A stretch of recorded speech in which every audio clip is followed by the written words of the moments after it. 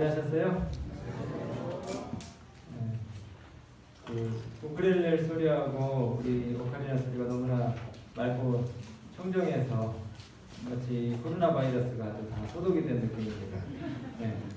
오늘 우리가 이 코로나 영향을 받지 말아야 되는데 그래도 또 우리 가족들이 빠지신 분들도 있으시고 또 우리 저 잠옷반에 아이들이 늘 많았는데 지금 거의 한 달째 우리 아이들이 얼굴 못 보게 되니까 참 많이 보고 싶고 그러네요. 빨리 이 코로나가 좀 잠잠해져가지고 우리 믿음과 신앙이 더욱더 공고해지고 또 그러나 이런 기회들을 통해서 우리가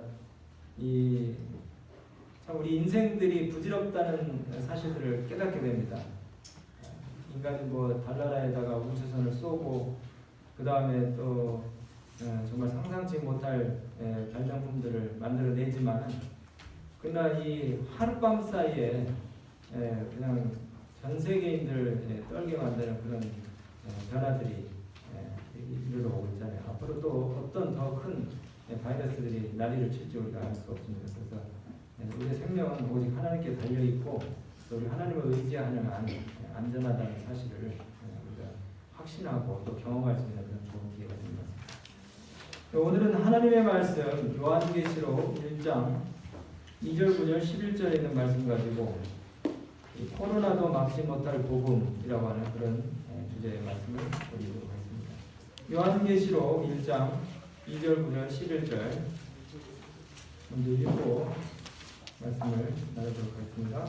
하나님의 말씀 요한계시록 1장 2절, 9절, 11절입니다. 요한은 하나님의 말씀과 예수 그리스도의 증거 곧 자기의 본 것을 다 증거하였느니라. 9절입니다. 나 요한은 너희 형제여 예수의 환난과 나라와 참음에 동참하는 자라. 하나님의 말씀과 예수의 증거를 인하여 반모라 하는 섬에 있었다니. 11절. 가로되 너 보는 것을 책에 써서 에베소, 서머나, 버가모, 두아디라, 사데, 빌라델비아, 라오디게아 7 교회에 보내라 하시기로. 최근 이 코로나 영향으로 사람들의 삶의 패턴이 바뀐 것들이 몇 가지가 있습니다. 무엇보다 이 코로나 때문에 이 사람들의 소비 행태가 바뀌었는데요. 접촉하지 않는 그 언택트, 이 접촉을 하지 않고도 물건을 살 수 있는 그 구매, 또 외식 그런 그 소비 행태가 바뀌었어요. 그래서 외출을 이제 자제하고 사람들이 방콕, 방 안에 꼭 박혀 있는 거 말이죠. 방콕을 이렇게 이제 선택을 하는데 오프라인 매장들은 점점 비어가고 반대로 온라인 거래하고 배달은 급증해가지고 한쪽은 울상인 반면에 한쪽은 울상이래요. 특별히 이번 그 구정을 기점으로 해가지고 온라인 주문에 대해서 반신반의했던 그 7, 80대 어른들조차도 이제 이 신선식품이라든가 또 온라인 구매에 대한 맛을 들였다 그래요. 구정 때 가족들이 모였을 때 이런 그 핸드폰이나 인터넷 구매 잘 못하시는 어른들을 위해서 자녀들이 이제 함께 모인 김에 대신 이렇게 구매를 해주고 상품들을 직접 받아보니까 좋더라는 거예요. 생각보다. 무슨 뭐 생물이나 이런 것들도 상하지 않고 이렇게 잘 배달이 되더라는 것입니다. 그래서 이제 비대면 배송 급증이 되면서 온라인 쇼핑하고 그 배달 전문 업체 배달의 민족인가요? 제가 은근히 또 광고를 하고 있네요. 배달의 민족이 이제 더 바빠졌다는 것입니다. 그리고 앱으로 물건을 주문하는 그런 또 맛을 드리는 계기가 이 코로나 사태의 큰 이제 영향 가운데 하나예요. 여러분 그 사람 간의 접촉을 차단하려고 하는 그 사단의 전략이 늘 있어 왔습니다. 늘 있어 왔어요. 제가 한번 생각을 해봤어요. 어떤 그 방법들이 있어 왔나. 여러분 그 90년대, 80년대에 소니, 그 다음에 아이와 파나소닉 이런 데서 워크맨 만들어냈잖아요. 야 이거 그때 그거 하나 가졌으면 상당히 그 멋쟁이거든요. 근데 이 소니 아이와 워크맨 이렇게 귀에다 꽂고 다니면 남 얘기 듣습니까 안 듣습니까? 천하에 자기 혼자 지멋대로 이렇게 흥얼거리면서 이렇게 돌아다니는데 남 소리를 안 듣게 돼요. 사람들과의 관계가 그때만 해도 그게 사람들과 관계를 차단하는 그 악역을 한다고 우리 사람들이 얘기를 했어요. 근데 이제 어느새 90년대 중후반부터 컴퓨터가 나타나고, 그 다음에 90년대 말에는 이제 핸드폰이 사람들 손에 쥐어지기 시작하면서 실물로 이 사람을 안 만나고 칩거하면서 개인주의 풍조를 조장하는 이런 그 디바이스들을 활용해 가지고 일을 하는 사람들이 이제 점점 늘어났어요. 사람에 대한 관심이 더 이제 약해지는 것입니다. 그리고 자기 세계에 너무 몰두한 나머지 이 사람에 대해서 배려해야 되는 이런 사람들이 책임들이 점점 줄어들게 되었어요. 근데 이제 마침내 이제는 이 전염병이 온라인 상거래 시장을 막 부추겨 가지고 비대면 배송이 급증을 하게 되고, 그다음에 언택트 제품들 또 그런 소비 행태들이 이제 막 만연을 하게 되면서 사람들 간의 접촉을 차단시키는 이런 일들이 이제 계속 늘어나는 것 같아요. 연일 각종 미디어에서는 공포 분위기를 갖다가 막 확산을 시키고, 마치 올림픽 집계하듯이 오늘까지 뭐 확진자 몇 명, 사망 몇 명 하면서 사람들의 막 관심을 거기다 다 몰아넣고 있어요. 신경이 온통 이 신종 전염병에다 곤두서 있습니다. 일부 교회에서는 그 저녁 예배도 이제 이렇게 안 한대요. 웬만한 그 집회들은 다 취소가 되고 연기가 되고. 여러분, 이게 그 일시적으로 유행병처럼 그렇게 지나가는 사회 현상이라고 우리가 생각할 수도 있지만은, 그 영향과 변화가 너무나 커서 우리 그리스도인들이 이제 요쯤 되면은 어떻게 하나님 나라를 확장하는데 우리가 일을 해야 될 것인지에 대한 대책 회의를 해야 될 것 같아요. 그리고 시대적 환경적인 이 변화에도 불구하고 우리가 계속해서 그럼에도 불구하고 전도할 수 있다는 가능성과 확신을 어디서 우리가 찾을 수 있을지에 대해서 깊이 고민을 해봐야 될 때가 왔다고 생각이 됩니다. 오늘 본문 말씀에 이 사단은 그리스도의 참된 증인 요한의 손발을 완전히 꽁꽁 묶어가지고 더 이상 이 예수 바이러스가 로마 제국에 전파되지 않도록 그리스도의 복음이 확산되지 못하게 하기 위해서 고린무원의 반모섬으로 유배를 시켜버렸어요. 9절입니다. 너희 형제여, 예수의 환난과 나라와 참음에 동참하는 자 나 요한은 하나님의 말씀과 예수의 증거를 인하여 어디에요? 반모라 하는 섬에 있었더니. 여러분, 이 반모라고 하는 섬은 터키 사모섬으로부터 한 45km 남서쪽으로 이렇게 떨어진 울릉도 절반보다 조금 더 작은 섬입니다. 지금은 굉장히 아름다운 섬이지만 로마 시대에는 이 섬이 정치, 그 다음에 종교범들을 귀환보내는 유배지였어요. 특별히 이 요한은 도미시아누스 그 황제 때에 이 섬에 이제 유배가 돼가지고 18개월 동안, 2년이 좀 안 되는데 이 18개월 동안 이 널바 황제 즉위 후에 이제 유배에서 풀려났는데 96년경에 에베소로 그래서 돌아갔는데 18개월 동안 이 요한이 거기에서 유배 생활을 했습니다. 이 요한을 갖다가 반모라고 하는 유배지에다 보낼 때에 원수들은 생각했어요. 요한이 거기서 이제 나이도 많고 그 외딴 그 고립무원의 섬에서 힘들고 돌봐주는 사람이 없기 때문에 곧 죽을 것이라고 그렇게 생각을 했어요. 곧 죽을 것. 근데 오히려 요한은 이 유배지에서 특별히 이 반모섬에서 요한계시록을 기록했습니다. 요한계시록을.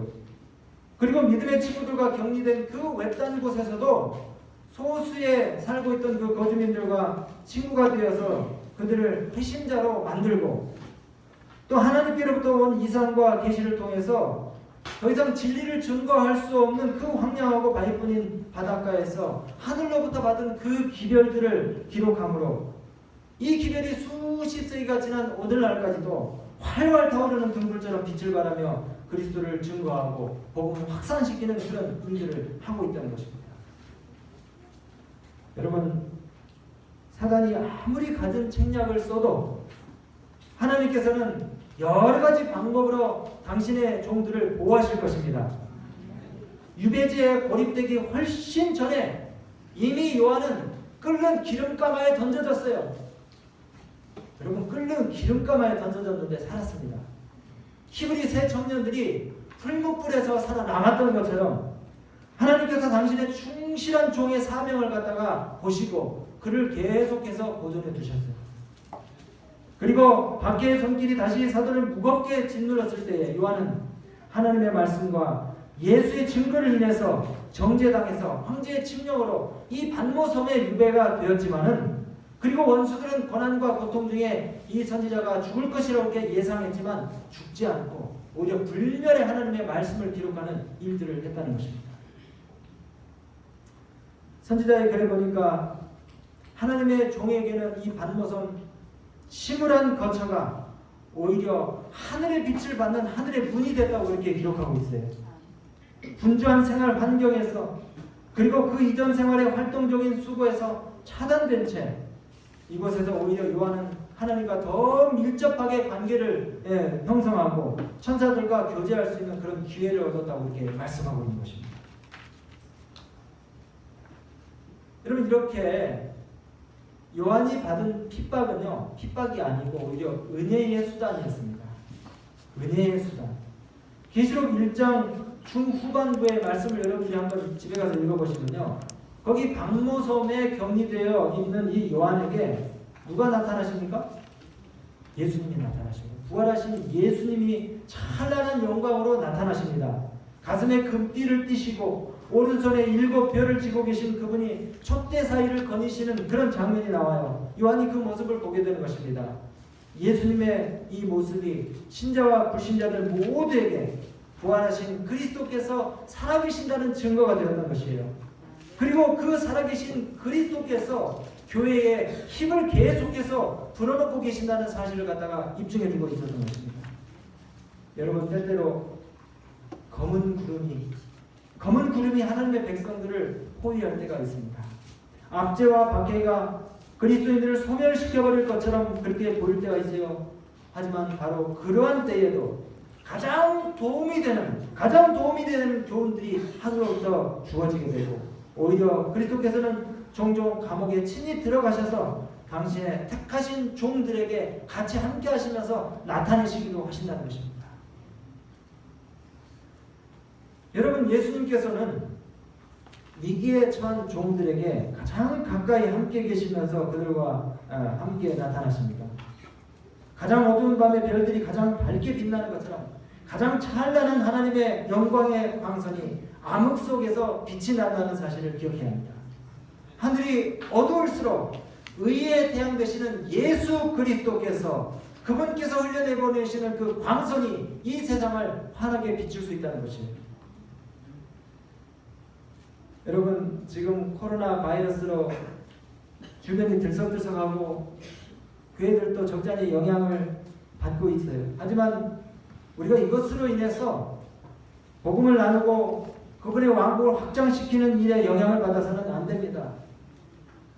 그럼 하나님을 알지 못하는 사람도 그런 속담을 말하잖아요. 하늘이 무너져도 뭐가 있다고요? 솟아날 구멍이 있다고. 기도하면서 잘 생각해보면 이러한 위기의 때에도 오히려 더 기회가 되어서 하나님의 말씀을 증거할 수 있는 방법과 기회가 훨씬 더 많을 거예요. 훨씬 더. 여러분, 우리가 이렇게 교회에 이제 못 나오신 분들도 더러 계시고 이렇게 하시는데, 이런 기회들을 활용하셔서 우리가 막 나가서 활동하며 전도할 수는 없지만은 이런 기회를 통해서 여러분들의 신앙을 갖다가 더 내실을 기하시고 말씀 묵상을 더 깊이 하시고 하나님과의 관계를 더 끈끈하게 하실 수 있는 그런 특권들을 누리시게 되길 바랍니다. 그리고 개인적으로 말씀을 묵상하면서 여러분, 그 SNS 있죠? 카톡이라든가 페이스북이라든가 여러 그 SNS들을 활용해가지고 서로의 믿음을 독려할 수 있는 좋은 구절들, 그 다음에 또 영적인 교훈들을 여러분들이 끌어내신 것들을 카톡을 통해서 나누시게 되길 바랍니다. 혹은 전화할 수 있잖아요. 전화로 여러분들이 묵상하신 내용들 갖다가 나누시면서 서로의 믿음을 강화시켜야 돼요. 아이고 잘됐네, 있던 집회 이제 취소됐으니까 아이고 스트레스도 없고 좋네, 이렇게 하지 마시고, 말씀의 은혜를 개인적으로 누리신 것들을 다른 사람들에게 전화로 또 문자로 이렇게 나누시게 되길 바랍니다. 우리 교회 밴드 있죠? 밴드에 여러분들 개인의 말씀 묵상 내용들을 좀 많이 좀 앞으로도 올리시게 되길 바랍니다. 이럴 때일수록. 또 이 마스크 쓰니까 좋은 게 있더라고요. 마스크 안 쓸 때보다 말을 훨씬 덜 하게 되죠. 그래서 쓸데없는 얘기를 우리가 덜 하게 돼요. 불필요한 말, 남을 비난하는 말, 덕이 되지 못하는 말, 또 가벼운 농담들, 상처 무의식적으로 하게 되는 이 상처 주는 말들, 이런 말들 우리가 좀 덜 하게 되고 예배에 더 집중할 수 있게 되고 하나님께 우리의 마음을 갖다가 포커스를 더 맞출 수가 있게 되고 기도에 더 전념하게 될 수 있다는 사실이 감사한 것입니다. 사단이 제 아무리 교활한 수단으로 그리스도의 전파를 막고 신자들의 활동을 차단하려고 해도 하나님의 방법과 능력 앞에서는 모두 다 무력하게 되는 것입니다. 끓는 기름가마도 소용없어요. 하나님이 살리시면은 끓는 기름가마도 아무것도 아닙니다. 반모섬의 격리 그것도 소용없어요. 박해자들이 이렇게 함으로써 요한의 영향력을 차단할 수 있으리라고 그렇게 생각했었겠지만은 여러분 몸은 묶여 있지만 오히려 그의 글이 발없는 말이 되어서 먼 후세대까지 복음을 전하게 되는 방편이 되었던 것입니다. 원수가 아무리 맹렬한 공격을 퍼붓고 방해를 일삼아도 하나님께서는 그분의 종들을 통해서 이루고자 하시는 일을 다 이루셨어요. 어떻게 하셨다고요? 다 이루셨어요. 1장 2절을 보실까요? 요한은 하나님의 말씀과 예수 그리스도의 증거, 곧 자기의 본 것을 다 증거하였느니라. 다 증거하였느니라. 외딴 섬에 갇히게 되었어도 그가 전해야 될 복음이 남김없이 다 증거되었다고 이렇게 기록하고 있습니다.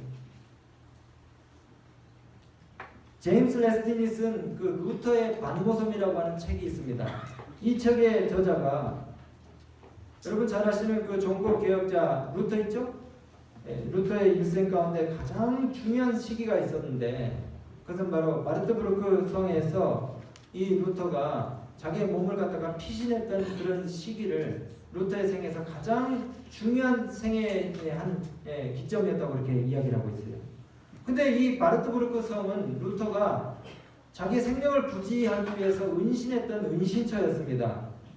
여러분 잘 아시는 것처럼 1517년에 비텐베르크 성 앞에 문에다가 95개의 조, 이 비성서적 관행을 일삼는 로마 카톨릭을 대항해서 성경에 입각한 95개 조 반박문을 써붙인 다음에 루터가 이제 교황 레오 10세로부터 파문을 당해요. 워름스 회의에서 재판을 받고 파문을 당해요. 자칫 잘못하면 그 전에 순교를 당했던 후수처럼 화영장에서 죽을 이 경각간의 그 위기 속에서 이 루터가 아이젠하크 주변에 있는 마르트부르크 성에 몸을 숨겼습니다. 그리고 그 고립된 장소에서 목숨의 위협도 느끼고 또 위기도 마음 가운데 들고 위기감도 들고 두려움과 유혹과 고립과 고독을 다 맛보면서 그럼에도 불구하고 루터는 이 성에서 있었던 잠시간의 시간이 자기 생애의 가장 창조적인 시간이었다고 그렇게 고백을 하고 있습니다. 마치 이 사도 요한이 로마 황제의 핍박 때문에 반모섬에 유배되어서 요한계시록을 썼던 것처럼 루터도 이 마르트부르크 성에 이 그의 반모섬이라고 여겨지는 이 외딴 성에서 생명의 위협을 비록 받았지만은 그러나 이 절체절명의 순간에 그가 성경을 독일어로 번역을 하는 위대한 일을 했어요. 그 독일어 성경의 이 표현이라든가 이 번역의 이 내용들이 오늘날 고급 독일어의 표준을 확립한 그런 걸작으로 칭찬을 받기까지 한다는 것입니다. 뿐만 아니라 거기서 그가 새로운 그 성경에 입각한 교리들을 갖다가 하나씩 찾아내는데 이 교리들을 가지고 강론집을 만들고 소논문을 만들고 그 다음에 특별히 믿음으로 말미암는 의의 개념을 갖다가 총정리한 그런 아주 이 깊은 연구들을 그곳에서 하게 됐다는 것이에요. 여러분 사도 바울이 디모데후서 2장에 보니까 자신은 비록 감옥에 매여 있지만 하나님의 말씀은 매이지 않는다고 바울이 고백한 것처럼요. 루터가 마르트부르크 성에 매여 있었지만 하나님의 말씀은 매이지 않았다고 그렇게 자신의 생애를 통해서 증명했던 것처럼 이 요한도 반모섬에 갇혀 있었지만 그러나 하나님의 말씀은 매이지 않고 오히려 세대를 넘어 수십 세기를 걸쳐서 그 영향을 끼치고 있다는 사실인 것입니다. 우리 주변의 상황이 아무리 불리해 보여도 하나님의 복음이 뚫지 못하고 지나가는 상황은 없다는 것을 기억하시게 되길 바랍니다. 세속화, 물질주의, 회의주의, 다원주의, 그리고 비관론 이런 것들이 이 세상에 팽배해도 여전히 복음은 계속 증거되고 있고 하나님의 나라는 확장되어 가고 있습니다. 환경이 열악하고 여건이 갖춰져 있지 않을지라도 주의 복음은 더욱더 왕성하게 번져나갈 수 있다는 것입니다. 여러분, 우리가 다니엘의 세 친구 이야기 잘 아시죠? 우리가 시대적인 변화를 너무 의식을 해요. 그냥 저희 집사람도 이렇게 핸드폰을 보고 오늘은 확진자 몇 명이다 그러고 한국이 뚫렸다고 그러고 저한테 와가지고 제가 얘기해요. 제가 그냥 귀를 그냥 마음의 귀를 확 닫고 안 들으려고 막 애를 쓰는데 계속 와서 얘기를 하는 거예요. 시대적인 변화를 우리가 의식하는 건 좋아요. 남들한테 피해 안 끼치기 위해서 마스크 쓰는 건 참 꼭 필요한데 전도가 어렵다고 자꾸 이렇게 생각 없이 얘기를 해서는 안 됩니다. 아시겠죠? 우리가 사람들만 바라보고 그 사람들이 하는 말과 호들갑에 부안해동해서 같이 덩달아서 비관적이고 무기력해질 필요는 없어요. 오히려 하나님의 능력에 우리가 의지하고 그분께 우리의 삶의 주도권을 못 드리는 것에 대해서 실패하는 것에 대해서 우리가 두려워해야 되는 것입니다. 여러분, 다니엘의 경우야말로 정말 전도가 불가능하고 열악한 그런 환경과 형편이었어요. 다니엘은요, 자기 목숨도 부지하기 힘든 그런 상황에서 전도는 다 자취하고요. 근데 다니엘이 증인으로서의 삶을 살았어요. 그리고 고관 대장들이 하나님을 인정하게 만들었는데 어떻게 했습니까? 자, 내가 이제 조선을 내리노라. 왕이 그랬어요. 다니엘의 삶을 통해 가지고 그 다음에 다니엘의 믿음을 통해서 왕이 나중에는 하나님을 인정했어요. 그래서 조선을 내렸어요. 내가 이제 조선을 내리노라. 내 나라 가나라에 있는 모든 자들은 다 다니엘의 하나님 앞에서 떨며 두려워할지니. 이방 왕이 이런 얘기를 했다니까요. 그는 사실은 하나님이시오. 이방의 왕이 영원히 변치 않으실 자시며 그 나라는 망하지도 아니할 것이요 그 권세는 무궁할 것이며 그는 구원도 하시며 건져내기도 하시며 하늘에서든지 땅에서든지 이적과 기사를 행하는 자로서 다니엘을 권하여 사자의 입에서 벗어나게 하셨음이니라 하였더라. 여러분, 다니엘이 성경을 펴고 이 고관 대장들한테 성경 공부 가르쳤습니까? 아니에요. 오히려 그의 증인으로서의 삶이 강력한 논증이 되고 깨끗하고 진실된 그의 행위, 무언의 가마를 통해서 살아있는 기별을 그가 증거한 것입니다. 다니엘이요, 언택트, 사람과의 접촉이 완전히 끊겨버린 이 사자굴 속에 들어갔다 나오기만 했는데도 불구하고 더 많은 사람들이 삽시간에 하나님에 대한 소식을 갖다가 접하게 됐어요. 여러분, 다니엘이 사자굴에서 딱 나오는 순간에 사람들이 어떻게 했을까요? 제가 그냥 상상했어요. 다니엘이 누구야? 다니엘이 우리나라의 총리라는데 다니엘이 사자굴에서 살아남았대. 다니엘이 사자굴에서. 얼마나 신기합니까? 사람을 집어 던져 넣기만 하면 그냥 사자가 그냥 다 물어뜯어서 죽일 판인데 그 사자굴에서 굶주린 사자들이 있는 사자굴에서 다니엘이 살아났다는 소식이 삽시간에 이 전국 127도에 퍼졌을 거예요. 그러면서 사람들의 생각 가운데 살아계신 하나님에 대한 궁금증이 폭발했을 것입니다. 그리고 다니엘의 인격과 신앙과 그의 생애도 아울러서 전파됐을 거예요. 사단은 다니엘을 사자굴에 집어넣었을 때에 다니엘이 아무와도 접촉을 못하는 그런 그 고립된 장소에 다니엘을 쳐넣었으니까 아마 이제는 다니엘의 사업, 하나님의 사업이 끝났을 것이라고 그렇게 생각했을 겁니다. 근데 오히려 대반전이 일어났잖아요. 이 다니엘이 살아남은 이 사건 통해 가지고 다니엘에 대한 소문이 삽시간에 퍼지고 다니엘이 하나님이 널리 알려졌어요. 굳이 다니엘이 집집마다 가서 전도하지 않았어도 하나님을 두려워하는 사람들이 많이 생겨났을 것입니다. 여러분, 전도는요, 일정한 기간 동안 전도에 하는 것이 아니라 일상에서 우리가 때를 얻든지 못 얻든지 기회가 있을 때마다 우리의 일상 자체가 전도회가 되어야 되는 것입니다. 일상 자체가 삶 속에서 우리의 생애를 통하여 전도가 되는 것입니다. 로마 제국의 박해가 극에 달했을 때에 복음은 끊임없이 전파됐습니다. 끊임없이 전파됐습니다. 순교자들의 피는 교회와 복음의 씨앗이 됐다고 이렇게 얘기하고 있어요.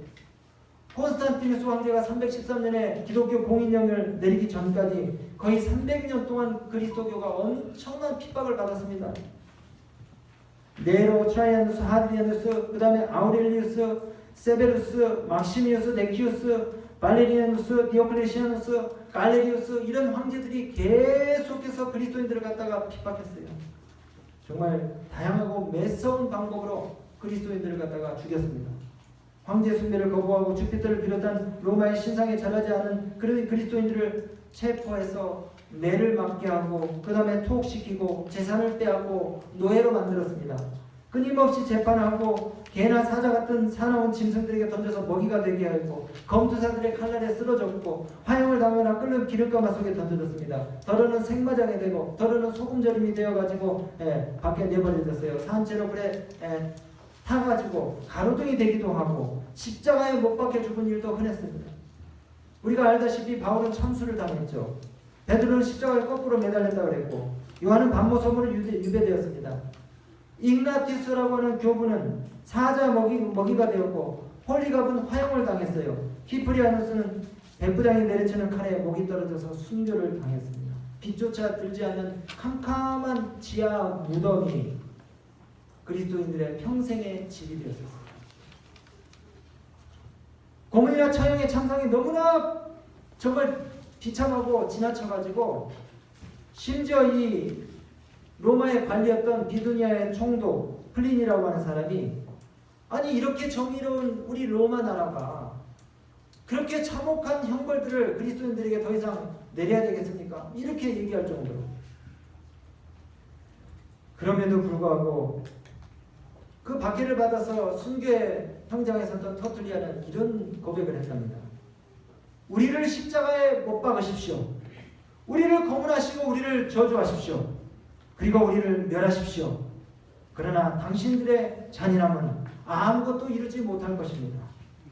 우리가 베어버림을 당하면 당할수록 우리의 숫자는 더 늘어날 것입니다.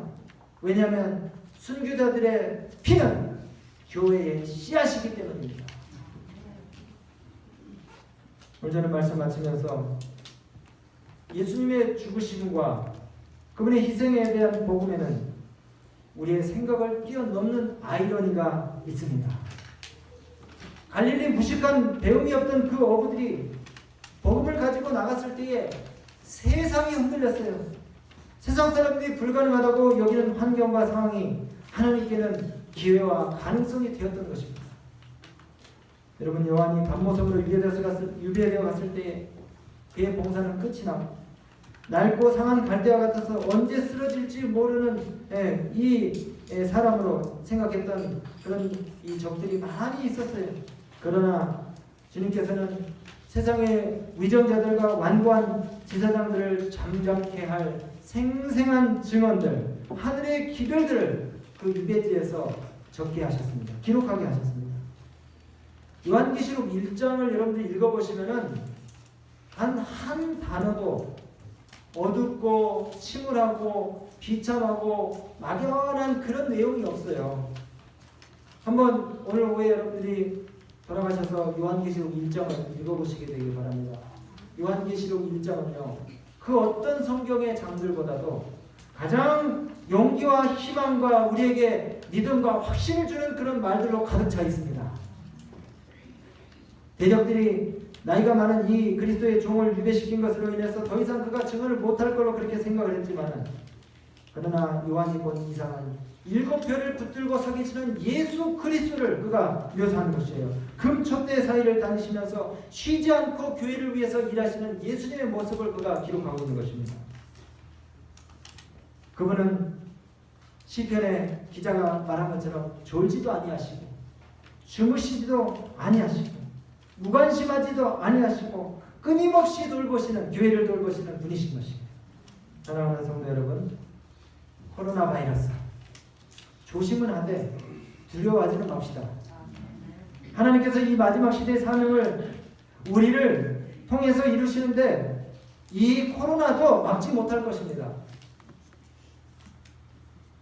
세상 뉴스에 우리가 너무 민감하게 반응하기보다는 우리의 교회를 애처로운 눈빛으로 바라보고 계시는 우리 하늘 아버지의 눈을 우리가 주시하고 하나님의 뜻을 발견하는데 우리가 부지런하게 해야 될 것입니다. 그리고 이럴 때일수록 더욱더 깊이 하나님의 말씀을 묵상하고 연구해서 사람들에게 우리 주님의 아름다우심을 삶을 통하여 증거할 수 있는 우리 모든 믿음의 가정들이 다 되시게 되기를 간절히 바랍니다.